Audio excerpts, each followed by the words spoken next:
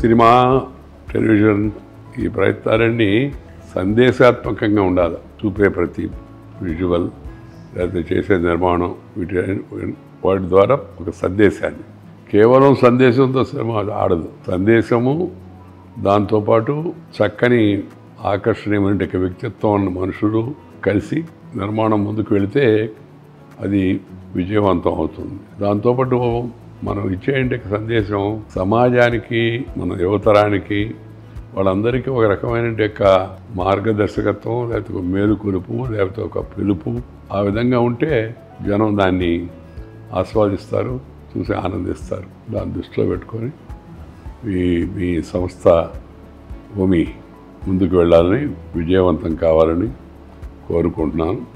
మీకు హృదయపూర్వక శుభాకాంక్షలు.